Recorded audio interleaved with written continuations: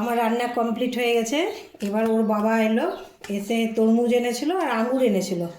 তো ভাবলাম যে আঙুর আর তরমুজ দিয়ে আজকে জুস তৈরি করব। তো কিভাবে করছি তোমাদের সাথে শেয়ার করব। তো দেখতে থাকো তোমরা। এই যে তরমুজগুলো কেটে নিয়েছি, কেটে সব বিচিগুলো বের করে দিয়েছি। এদিকে এখানে সব বিচি বের করে দিয়েছি আমি, আর এখানে খোসা। এবার তরমুজটা এখানে দিয়ে দিয়েছি, এর মধ্যে আঙুর দেবো। তো আঙুরটা দেওয়ার আগে এটা ভর্তি হয়ে গেছে, এটাকে একবার ঘুরিয়ে নিই মিক্সারের জুসটা করা হয়ে গেছে আমার।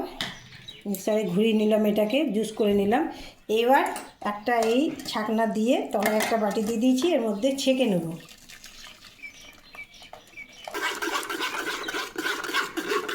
তরমুজটা আর একটু লাল থাকলে বেশ ভালো হতো। তরমুজের যে নোংরাগুলো আছে সব এগুলো বের করে ফেলে দেবো আমি। আঙুরগুলো আমি ছাড়িয়ে নিলাম, ছাড়িয়ে দিয়ে এবার আঙুরটাকেও আমি মিক্সারে পেস্ট করে নেবো, এই রসটাকে বের করে নেব। আঙুরের রসটা আমি করে দিয়ে পেস্ট করে নিয়েছি। এর মধ্যে চিনিটা একবারে দিয়ে দিচ্ছি, তাহলে গুঁড়ো হয়ে যাবে। তবে খুব বেশি চিনি দেব না, এই চামচ দিলেই হয়ে যাবে, 2 থেকে 3 চামচ বাস। আমার আঙুরের জুসটা করা হয়ে গেছে, এটাও আমি ছেঁকে নেব, নোংরাগুলো বের করে ফেলে দেবো।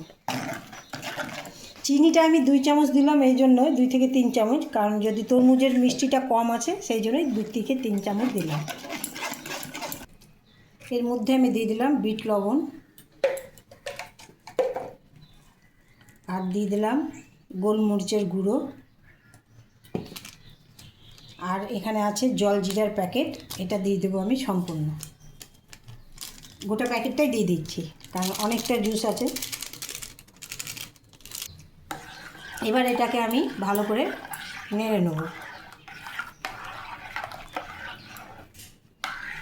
যদি খুব পুরু হয়ে যায় একটু জল দেওয়া যাবে, এর মধ্যে হালকা একটু জল দিয়ে দিলেও কোনো ক্ষতি নেই, যদি মনে হয় খুব পুরু হয়ে গেছে।